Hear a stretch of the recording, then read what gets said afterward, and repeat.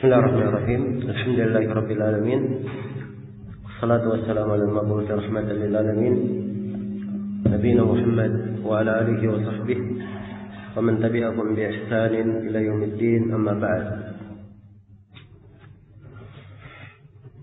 Baik, ini majelis yang ke-34 dari pembahasan kita mengkaji kitab Umdatul Fiqh karya Imam Ibnu Qudamah Al-Maqdisi rahimahullahu taala. Pembahasan berikutnya adalah pembahasan babu tafsih al-masail. Bab tafsih al-masail, penyelarasan pokok perhitungan. Baik, setelah penulis menjelaskan tentang usulul masail dan juga sebelumnya telah diterangkan tentang saham atau bagian dari para pewaris. Di sini beliau menjelaskan tentang bagaimana cara mentafsir, menyelaraskan pokok perhitungan. Iya.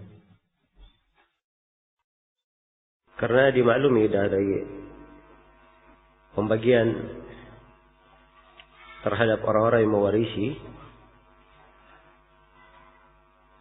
itu dibagi sesuai dengan kadar warisan mereka. Dan dimaklumi kadang terjadi dari pembagian ada yang hasilnya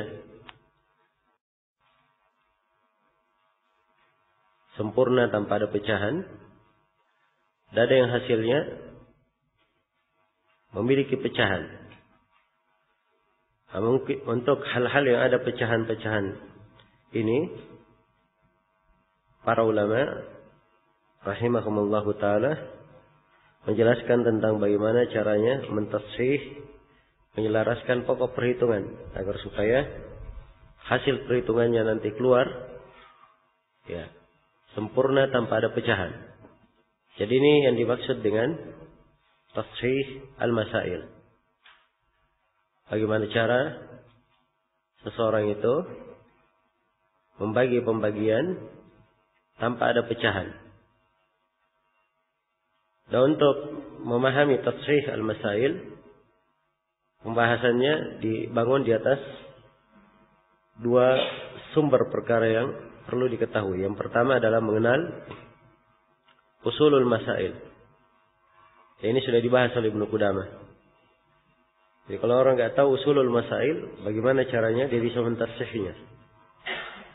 Jadi dia kenal dulu usulul masail, setelah itu baru dari pokok perhitungan itu dia selaraskan nanti sesuai dengan jumlah warisan setiap orang yang disebutkan di dalam masalah. Kemudian hal yang kedua yang diperlukan di dalam tafsir al-masail, diperlukan untuk mengetahui bagian setiap orang dari ahli waris. Ya, jadi kalau sudah jelas semua bagiannya berapa, kemudian diketahui usulul masailnya, barulah bisa untuk ditafsir masalah tersebut. Masailnya bisa untuk ditafsir. Baik. Di dalam pembahasan tafsir masail ini ada 6 pembahasan yang kita garis bawahi. Yang pertama, tafsir masail bisa bila terjadi pecahan pada bagian salah satu golongan. Ya. Baik. Dari uraian yang akan disebut oleh Ibnu Qudamah rahimahullah, akan tampak nanti bahwa pembahasan tafsir masail ini tidak lepas dari dua keadaan. Keadaan yang pertama, pecahan dalam hitungan itu terjadi terhadap satu kelompok saja, satu golongan saja. Dan keadaan yang kedua, pecahan pada hitungan terjadi pada dua kelompok atau lebih. Ya, pada dua kelompok atau lebih. Dan di sini Ibnu Qudamah rahimahullah mulai menjelaskan tentang apabila terjadi pecahan pada satu kelompok dulu. Ya, kalau pecahannya terjadi pada satu kelompok, apa yang harus dilakukan? Nah, kata Ibnu Qudamah rahimahullah, idan kasara sahmun atau idan kasara sahmu fariqin alaihim darabta adadahum aw wasqahu in wafaqa sihamahum fi asli maslahat fi asli mas'alatihim ya wa awilha in alat aw naqisha in naqasat thumma yasiru li kulli wahidin minhum mithlu ma kana li jami'ihim aw wasquhu. Baik, ini keadaan yang pertama. Keadaan yang pertama adalah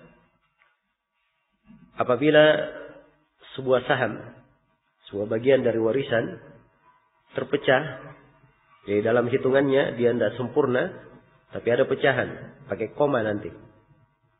Ya, itu mana pecahannya? Dia pakai koma. Baik. Ya, kalau terjadi pecahan seperti itu, apa yang dilakukan? Nah, pertama dilihat, ini pecahannya terhadap berapa orang. Kata Ibnu Qudamah, beliau membagi menjadi dua ya. Pertama terhadap fariq, satu golongan. Yang kedua terhadap dua golongan atau lebih. Beliau mulai menjelaskan dulu, kalau pecahan saham itu terhadap satu golongan saja. Bagaimana hal yang dilakukan? Ya. Kata beliau, darabta adadahum aw wasqahu, maka kamu kalikan jumlah mereka. Ya, kalau disebutkan dikalikan jumlah mereka, maka ini di keadaan mubayyana namanya. Aw wasqahu, atau dicarikan muwafaqahnya. Ya. Antara jumlah tersebut dicari yang cocok, yang muwafaqah. Iya. Antara keduanya dicari hal yang bisa ketemu. Iya. Pada jumlah tersebut. Baik. Iya. Ya, kalau misalnya untuk 4 dengan 6. Ya.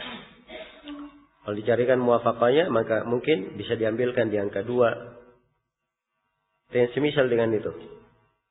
Sebab 4 bisa dibagi 2, dan 6 bisa dibagi 2. Iya. Baik, jadi di sini Ibnu Qudamah menerangkan bahwa apabila terjadi perpecahan saham atau terjadi pecahan pada bagian dari satu golongan, itu keadaannya ada dua. Apakah dikalikan dengan jumlahnya, dan ini namanya mubayyana, atau dicarikan yang sesuai pada angka-angka itu, dicari yang sesuainya. Nah, ini namanya muwafaqah. Jadi ada dua cara ya. Ya, dua cara yang dipakai. Cara mubayyana dan cara apa? Cara muwafaqah. Iya. Nah, ini akan kita bahas lebih lanjut nanti di uraian Ibnu Qudamah nanti. Baik. Bisa dengan cara muwafaqah dan bisa dengan cara mubayyana. Nah, kata beliau, in wafaqa sihamahum fi asli mas'alatihim. Ini kalau saham mereka sesuai pada asal masalahnya. Ya, kalau muwafaqahnya ya, kalau pada asal masalah mungkin, maka tidak ada masalah. Ya.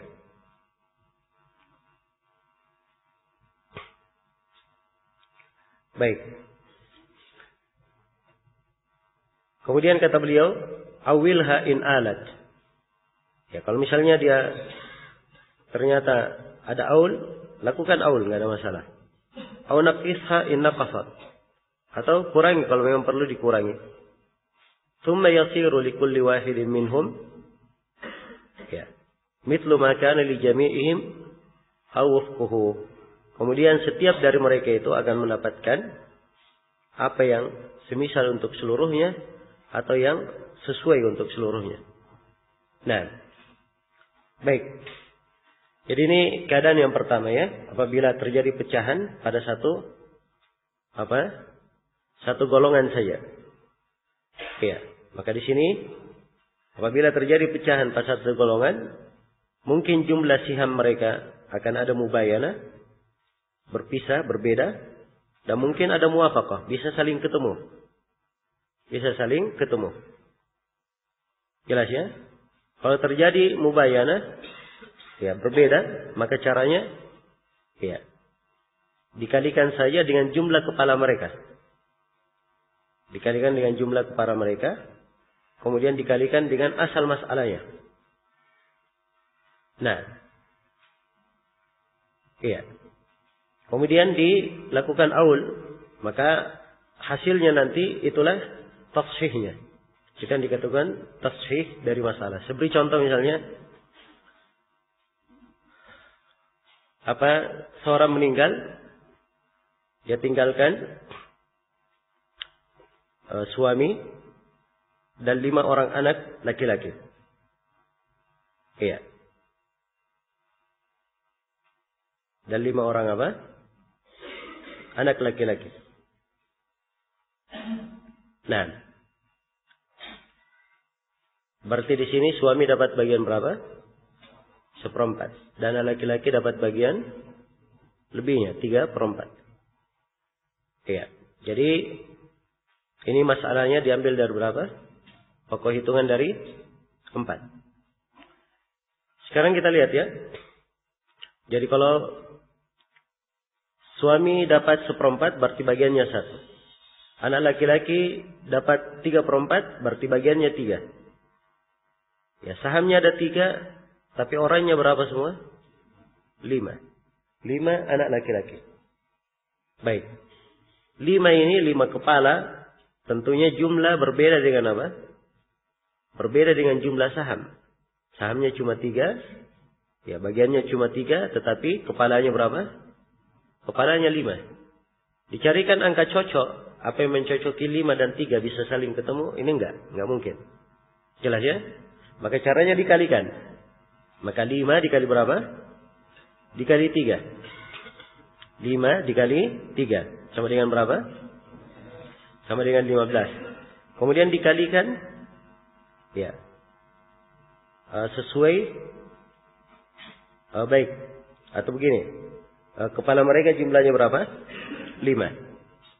Iya. Karena jumlah mereka 5. Pertama dikalikan dulu ke asal masalahnya. Asal masalah mereka dari berapa? 4. Berarti 5 kali 4 sama dengan 20. Iya. Jadi ditafsir sekarang masalahnya bukan lagi masalah dihitung dari 4, tapi dihitung dari mana? Dari mana? Dari 20. Kalau sudah kita sampai ke hitungan 20, sudah mudah untuk dibagi. Ya. Mudah untuk dibagi. Jelas ya? Maka untuk pembagiannya nanti untuk suami, dia dapat berapa? Dia dapat 5. Kemudian untuk anak, ya, dapat berapa? Iya, dapat 15 semuanya. Cuman 5 orang, berarti setiap orang dapat berapa? Dapat 3. Semuanya dapat 3. Ya, perhatikan ya, dengan ini sempurna sudah saham yang didapatkan. Ya, berbeda kalau kita dari awal, ya, 1 untuk suami, kemudian untuk anak-anak, 5 orang dapat 3. 3 dibagi 5 akan menjadi pecah 0, sekian. Ya, tapi begitu kita kalikan, ya, maka kita hitung di atas setelah kita tafsir masalahnya diselaraskan pokok hitungan dan kita ambil penyelarasan pada 20, pada hasilnya 20, ya. Maka hasilnya tidak ada yang pecah. Ya, untuk suami dia dapat 5, untuk setiap dari anak dapat 3. Jadi apa namanya? Hasilnya apa? Hasilnya sempurna tanpa ada pecahan, tidak ada koma. Nah, ini contoh mubayanah. Contoh muwafaqah. Misalnya seorang istri, seorang meninggal, dia tinggalkan seorang istri dan 6 orang paman. Seorang istri dan apa? 6 orang paman. Berarti istri dapat berapa? Dapat 1/4. Paman dapat sisanya. Iya. Yaitu apa? 3/4. Baik. Karena paman mewarisi secara apa? Secara taksib. Kalau begitu, dari masalah ini, maka si istri jatahnya 1, sahamnya 1, dan 6 orang paman, jatahnya berapa? Jatahnya 3. 3 dibagi 6, ini tidak sempurna, akan menjadi koma. Ya, pecah. Akan menjadi 0,5. Pecah. Baik. Maka sekarang kita tafsih masalahnya. Kita lurus, kita selaraskan. Nah sekarang dari jumlah yang ada, ya. Kalau kita lihat kepalanya, jumlah kepalanya berapa? Jumlah kepalanya 6. Ya. Dan kalau kita lihat kepada apa namanya? Akar masalahnya dari 4, maka ini kita bisa sebentar, kalau jumlah kepalanya ada 6, ya, maka dari 6 ini kita bisa melihat ya, angka yang kira-kira cocok. Yang dengannya bisa cocok untuk dikalikan dengan 4. Ya. Dan hasilnya tidak ada pecahan. Nah, inilah mencarinya ini, itu yang disebut dengan nama apa? Muwafaqah. Baik. Jelas ya? Iya. Maka kalau dari mereka 6 orang, kemudian kita ambil dari apa namanya 2, 6, kita ambil 2, ya, dikali dengan jumlah kepala mereka, maka akan menjadi berapa? Ya, baik. Jadi jumlah kepala mereka dianggap 2 semuanya ya, sebab angka 2 yang cocok. Ya, kita kali dengan asal masalah. Asal masalahnya berapa tadi? 4. Berarti 2 kali 4 sama dengan 8. Baik. Maka untuk si istri dia dapat 2, dan untuk para paman, 6 orang paman dapat berapa? Dapat 6. Ya, maka dengan ini ya mudah untuk dibagi. Si istri dapat 2 bagiannya, 6 orang paman, setiap orang dapat 1. Setiap orang mendapatkan 1. Baik, ini muwafaqah ya. Selesai apabila pecahan itu terjadi pada satu golongan saja. Yang kedua, tafsih masail bila terjadi pecahan pada bagian 2 golongan atau lebih. Ya, ini lebih rumit. Kalau satu golongan tidak ada masalah ya, mudah kita hitung, kita pecah, kita tafsih. Ya. Tapi sekarang yang menjadi masalahnya, kalau dia berapa? 2 golongan atau lebih. Bagaimana cara mentafsihnya? Nah, di sini Ibnu Qudamah rahimahullah menyebutkan 4 pembahasan. Ya. Kata beliau, fa in kasarat ala fariqain fa akthar wa kanat mumathalah baina adadil fariqain ajza'aka ahaduhuma. Ya. Kata beliau, kalau ternyata ya, sahamnya itu pecah terhadap 2 golongan atau lebih, wa in kasara ala fariqaini, kalau dia pecah terhadap 2 orang atau lebih, fa akthar wa kanat mumathalah atau mumathilah, yang terjadi dia sama ya, jumlah 2 golongan sama ya. Jadi ada 2 golongan, tapi 2 golongan ini jumlahnya apa? Jumlahnya sama. Kalau jumlahnya sama, maka salah seorang dari keduanya boleh membaginya. Nah, contoh misalnya, ya, mayit meninggalkan 3 orang, saudara laki-laki seayah, dan 3 orang, saudara laki-laki apa? Seibu. Ini sama-sama apa? Sama-sama 3 orang. Sama-sama 3 orang. Baik. Perhatikan, saudara laki-laki seayah dan saudara laki-laki apa? seibu. Kalau saudara laki-laki seibu, bagiannya berapa?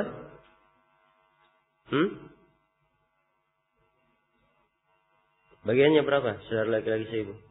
Fa in kanu aktsara min dzalika fahum syuraka'u fi thuluth. Jadi karena mereka bertiga, maka di sini bagiannya berapa? Sepertiga. Ya. Adapun saudara laki-laki seayah, ini dia mewarisi secara ta'sib di sini. Dia mengambil seluruh warisan lebihnya, lebih dari warisan. Ya. Jadi tampak ya bahwa saudara laki-laki yang seayah dapat 2/3 dan saudara laki-laki seibu dapat berapa? Dapat 1/3. Dapat 1/3. Ya. Berarti kalau begitu akar masalahnya, pokok perhitungannya berapa di sini? 3. Kita ambil dari asal 3. Ya, sekarang jumlah kepala dari keduanya, ya, sama-sama berapa? Sama-sama 3. Inilah yang dikatakan, ya, mumasalah. Dia sama. Jelas ya? Jadi sisa dikalikan. Karena akar masalahnya 3, jumlah kepala mereka 3, maka 3 dikali 3 sama dengan 9. Ya. 3 dikali 3 sama dengan 9. Maka keluar setiap orang dapat 1 saham. Setiap orang dapat apa? 1 saham. Iya, 3 orang saudara laki-laki yang seayah, karena mereka dapat 2/3 bagiannya. Iya, dapat 2/3, maka 2/3 dibagi. Mereka dapat 2/3, yang 2/3 itu sama dengan 2 saham. Ya, setelah kita bagi kali 3 tadi, maka 2 dikali 3 menjadi 6. Ya, setiap orang dapat 2 bagiannya. Adapun saudara laki-laki seibu, ya mereka dapat 1 saham dikali 3. Setiap orang dapat 1. Setiap orang dapat 1. Baik. Jadi selesai ya. Atau bisa juga antum bagi begini. Kalau kita sudah ambil tafsir masalah dari 9, maka sisa dilihat. Ya, 9. Kalau 9 dibagi 3 sama dengan berapa? 3. 3 diberi untuk 3 orang saudara laki-laki yang seibu. Mereka 3 orang jumlahnya. Jadi setiap orang dapat berapa? 1. Atau 9 dibagi berapa? Dibagi 2/3. Sama dengan berapa nanti? Sama dengan 6. Ya, maka 6 ini diberikan untuk 3 orang saudara laki-laki yang seayah. Ya, berarti setiap orang dapat berapa? Dapat 2. Baik. Kemudian ini yang pertama ya, mumasalah. Berikutnya yang ketiga, ya. Yang kedua, kata beliau, wa in kanat munasabatan ajza'aka aktsaruha. Ini munasabah. Iya. Dan munasabah ini penggunaan ulama terdahulu banyak menggunakan kata munasabah atau tanasuk. Tapi ulama belakangan biasanya mereka menggunakan kata mudakhalah atau tadakhul. Iya. At-tadakhul. Baik. Kalau munasabah dia bermana tadakhul, bisa saling dimasukkan. Bisa saling masuk. Kalau yang kecilnya dibagi dengan yang besarnya akan sesuai. Ya, misalnya 2 dan 4. Kita ambil 2 bisa dibagi untuk apa? 4. 4 dan 8. Atau misalnya 3 dan 9. Atau misalnya 3 dan 12. Nah, ini namanya apa? Munasabah. Iya. Jadi wa in kanat munasabah, kalau dia munasabah, ajza'aka aktsaruhuma. Maka yang paling banyak dari keduanya boleh bagimu. Ya. Yang paling banyak dari keduanya boleh bagimu. Jadi kalau misalnya ada 2 dan 4, kita ambil 4, boleh atau tidak? Boleh, boleh dipakai. Dan itu akan cocok nanti untuk yang 2. Kalau ada 4 dan 8, kita ambil 8. Ada 3 dan 9, kita ambil 9. Ya. Ada 3 dan 12, kita ambil 12. Nah, itu munasabah namanya. Munasabah. Baik, contohnya misalnya seorang meninggal, dia tinggalkan 2 orang nenek. 2 orang apa? Nenek dan 4 orang saudara laki-laki seayah. Iya. Berarti nenek bagiannya berapa? Bagiannya 1/6. Iya. Sisanya untuk siapa? Untuk saudara? Untuk saudara laki-laki yang seayah. Baik, ini ada 1/6 tidak ada 5/6. Berarti ini dari masalah berapa? Dari asal berapa? Masalahnya dihitung dari asal 6. Baik. Jadi dihitung dari asal 6. Kalau dihitung dari asal 6, maka si nenek bagiannya 1 dan si saudara laki-laki seayah bagiannya berapa? 5. Nenek jumlahnya 2. Ya, 1 ketika dibagi dengan 2 menjadi pecah. Ya. Saudara laki-laki yang seayah jumlah mereka 4. Ya. Kalau 5 dibagi 4 menjadi 1 koma. Juga pecah. Jelas ya? Juga pecah. Maka bagaimana caranya? Nah, sekarang perhatikan, ada 2 di sini kepala. Nenek 2 dan apa? Saudara laki-laki berapa tadi? 4. Jadi 2 dan 4. Ya, kaidahnya tadi kita ambil yang berapa? Yang terbesarnya kita ambil yang berapa? Yang 4-nya. Maka munasabahnya 4. Ya, sekarang sisa 4 ini kita kalikan dengan berapa? Akar masalah. Asal masalah pokok perhitungannya berapa tadi asalnya? 6. Berarti 4 dikali 6. 4 dikali 6 jadi 24. Jadi tafsirnya setelah dibenarkan dikatakan bahwa masalahnya dihitung dari 24. Agar masalahnya dihitung dari berapa? Pokok perhitungannya dari 24. Ya, kalau kita hitung, kita kembali ke contoh tadi, kita hitung dari pokok 24, ya maka akan menjadi mudah ya. Baik, sekarang dari 24 ini si nenek mendapat berapa? 1/6. Ya, 1/6. Jadi 24 dibagi 6 berapa? Dapat 4. Ya, kemudian lebihnya tentunya 20. Ini untuk siapa? Untuk 4 orang saudara laki-laki yang seayah. Untuk 4 orang saudara laki-laki yang seayah. Berarti setiap nenek dapat bagian berapa?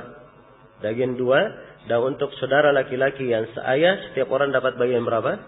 Bagian 5. Baik. Berikutnya, ya, ini sudah yang kedua ya, munasabah. Berikutnya yang ketiga, wa in tabayanat. Ini mubayana ya. Wa in tabayanat. Iya. A'dadul fariqaini atau akthar. Baik. Kata Ibnu Qudamah rahimahullah, wa in tabayanat darabta ba'daha fi ba'd. Iya. Darabta ba'daha fi ba'd.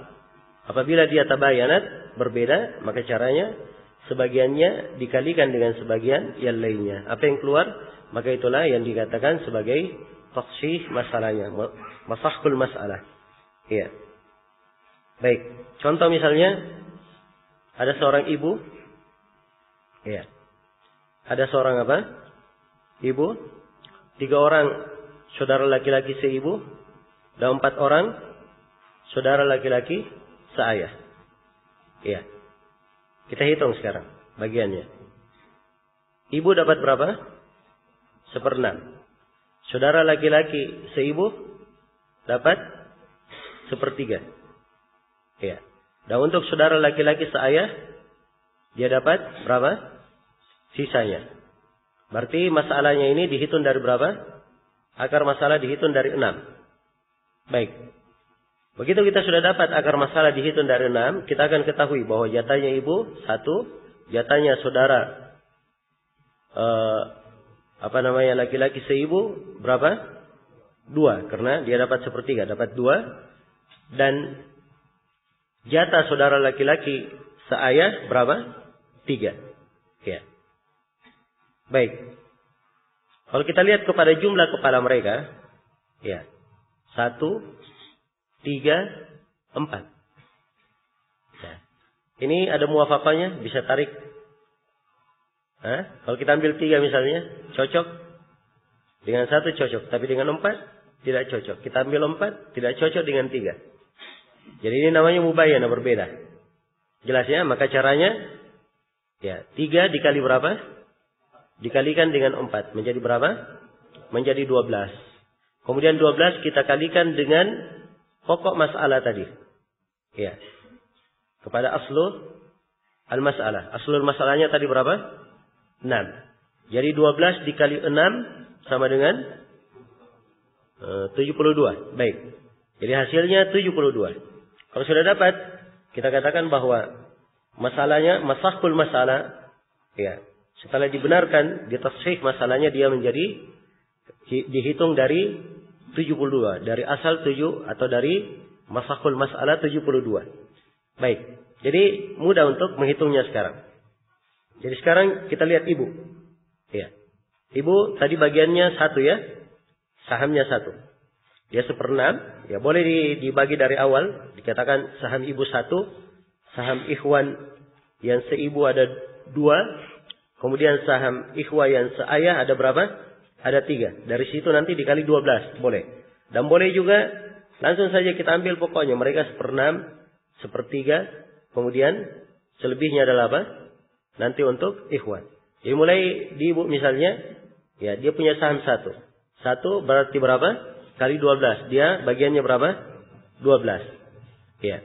Untuk saudara yang seibu, bagian mereka berapa? Bagian mereka 24. Sebab 2 bagiannya. Ya 24. Karena jumlah mereka 3, maka 24 dibagi berapa? Dibagi 3. Nah, berapa itu? 8. Jadi setiap orang dapat 8. Setiap orang dapat 8. Baik. Sisanya itu akan menjadi milik siapa? Milik saudara laki-laki yang seayah. Ya, karena mereka 3 sahamnya ya, dikali 12 menjadi 36. 36 itu dan mereka jumlahnya berapa? 4 orang. Berarti setiap orang dapat berapa? Dapat 9. Setiap orang dapat 9. Ya, perhatikan ya, setelah kalau dihitung dari awal, itu akan pecah nanti. Bagaimana caranya? Ya. Mereka saudara laki-laki seibu 3 orang. Sedangkan bagiannya cuma 2. 2 dibagi 3 akan pecah. 0, sekian. Jelas ya? Demikian pula saudara laki-laki seayah. Bagian mereka ada 3. Tapi mereka berempat. Ya, ketiga dibagi akan pecah. Tapi setelah ditashih masalah, kita keluar dengan apa? Ya. Kita keluar dengan jumlah yang pas. Di mana ibu dapat 12 untuk saudara laki-laki yang seibu, setiap orang dapat 8. Untuk saudara laki-laki yang seayah, setiap orang dapat berapa? Setiap orang dapat 9. Jadi pas bagiannya. Ya, jumlahnya menjadi pas. Baik, ini yang ketiga ya, disebut dengan nama apa? Mubayanah. Ya, berikutnya muwafaqah. Kata Ibnu Qudamah, wa in tawafaqat. Ya. Darabta wafqa. Ya. Wa in tawafaqat ضربت وفق أحدهما في الآخر ثم وقفت بين ما بلغ وبين الثالث وضربته أو وفقه في الثالث ثم ضربته في المسألة. Ya. Kata Ibnu Qudamah, ya, kalau dia tawafaqat.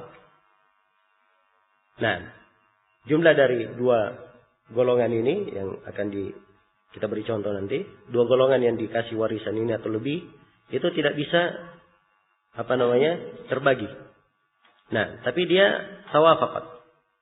Maka kalau ada yang cocok, angka yang cocok itu tadi, ya, kita kalikan dengan salah satunya pada yang lainnya. Kemudian hasilnya dikalikan kepada yang ketiga. Ya, kemudian dari situ barulah dikalikan kepada pokok masalahnya. Baru dikalikan kepada akar atau pokok perhitungannya, aslul masalah. Contohnya misalnya seorang meninggal, dia tinggalkan 4 orang nenek. 4 orang nenek dan 6 orang ikhwah. Nah. Iya. Sekarang 4 orang nenek. Nenek dapat berapa? 1/6. Ya. Dan si ikhwan mendapatkan lebihnya. Ya, jadi masalahnya dihitung dari berapa? Dari 6. Ya, dihitung dari 6. Baik. Kalau kita hitung dari 6, berarti bagiannya si nenek 1 dan bagiannya para ikhwan ada berapa? Ada 5. Nah, sekarang kita lihat jumlah kepalanya. Nenek ada berapa orang? 4. Ikhwan ada berapa? 6. Ya, baik. 4 dan 6 ini kira-kira ketemu di mana? Ketemu di 1/2 ya? Iya. Ketemu di 1/2. Ya. Maka sekarang kalau kita kali, kita bagi dulu. Ya.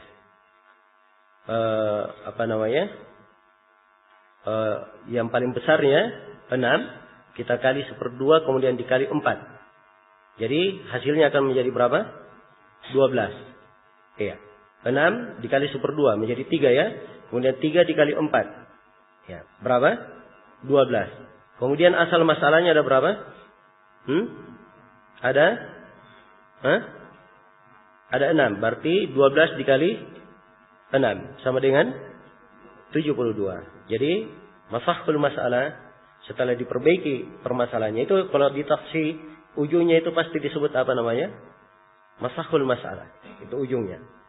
Iya. Jelas ya?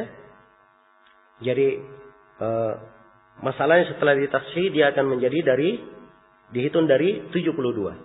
Ya, kalau sudah dihitung dari 72, ya mudah sudah kita mengetahui bagiannya masing-masing. Sekarang kita lihat bagiannya si nenek ini 1/6. Jadi 72 bagi berapa? Bagi 6 sama dengan 12. Atau boleh juga 12 kali 1. Karena kali bagi 1 dan tadi dikali 12 pokok masalah itu. Baik.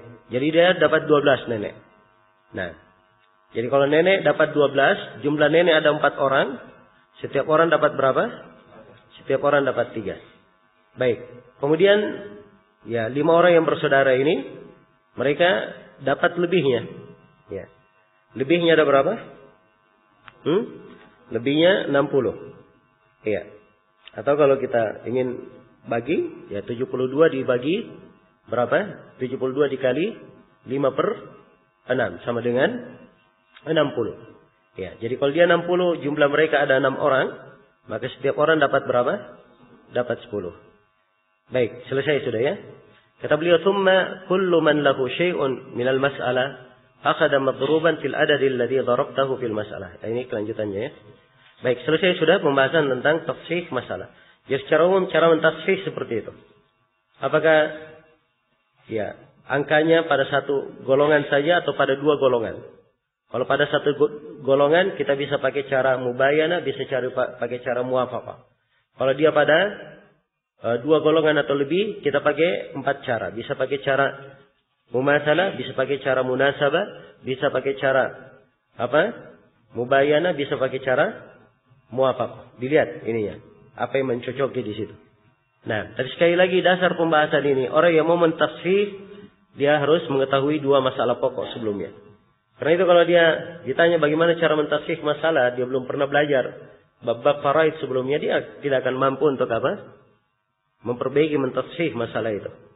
Ya, karena itu ya tadi saya terangkan bahwa untuk membenarkan masalah dari awal seorang harus tahu usulul masail dulu. Pokok perhitungan. Itu yang pertama. Yang kedua, dia mengetahui jumlah bagian dari setiap orang. Dan ini semua untuk mengetahui jumlah bagian, ya dia harus tahu siapa yang pewaris, siapa yang tidak, kemudian hasil bagiannya bagaimana. Nah, setelah itu barulah dia mampu untuk menghitungnya. Baik, selesai sudah ya.